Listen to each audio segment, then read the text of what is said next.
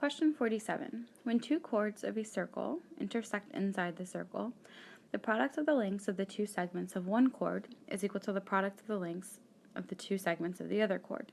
In the figure below, chords EF and GH intersect at I. The length of GH is 12 inches. So all of this together is 12. The length of FI is 5, which is labeled, and the length of EI is 4, which is also labeled. The length of HI is less than the length of GI.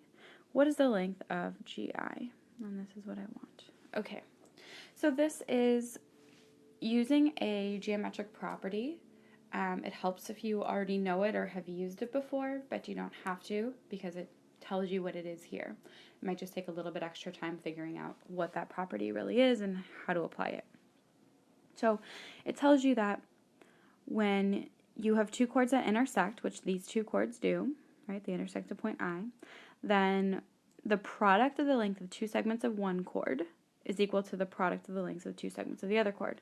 So we have the two lengths for chord EF, right? We know that when it's split, the product of the lengths, well, the lengths are 4 and 5, right? So the product of 4 and 5 is 20.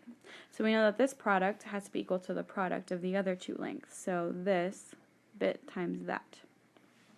So we need to split 12 up into two different lengths so that their product gives 20.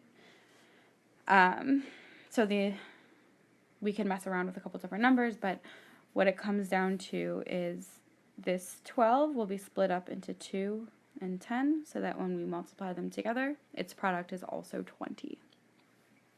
And so we know that these two get split up into 2 and 10, and we're looking for GI, which is the larger of them, and the larger of them here is 10. So we'll go with E10,